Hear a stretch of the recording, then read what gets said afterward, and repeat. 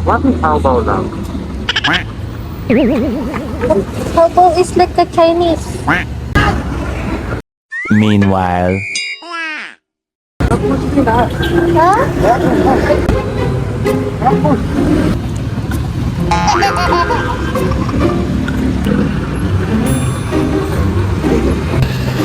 Kakain lang po kami. Kaso, nalaglag lang kami. Ano naman yun sabi? Malalim.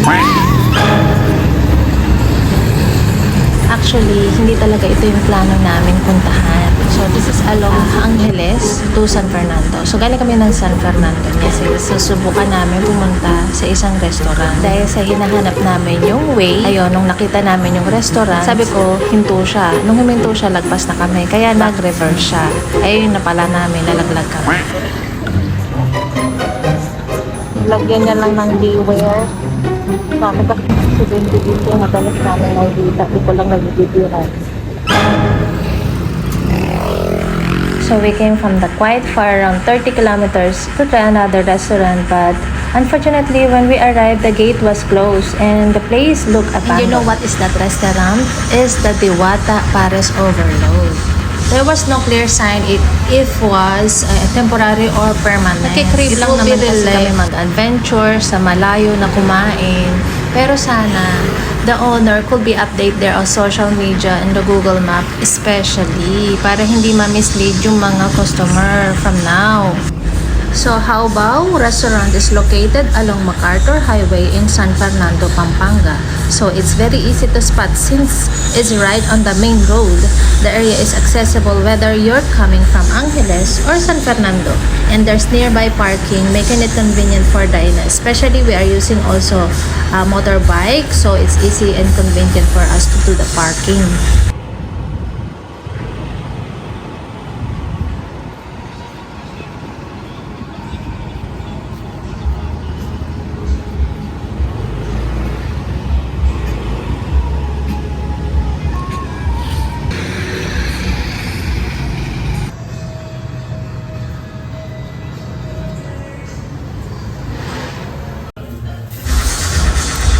I-try nyo to, ang sarap.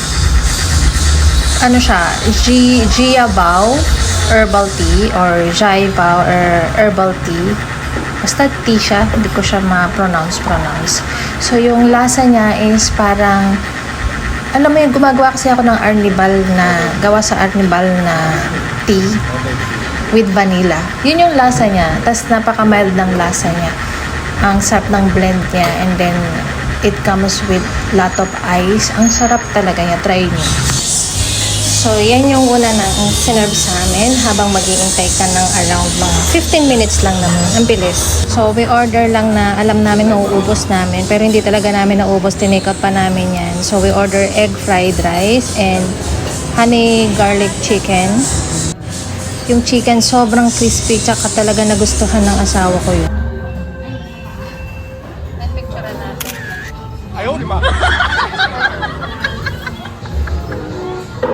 Busier time po pala nila is around 6 p.m. So, 3 p.m. onwards po ang open nila.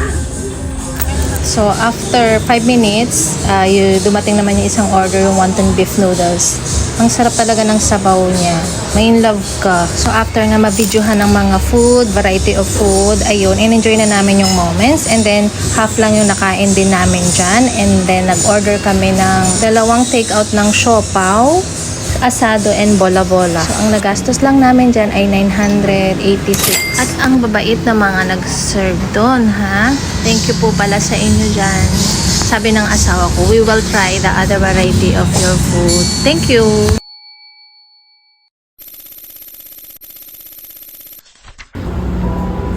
Okay, uuwi na po kami papuntang Angeles and then it takes maybe around 15 minutes nang makarating kami or bago makarating kami sa bahay.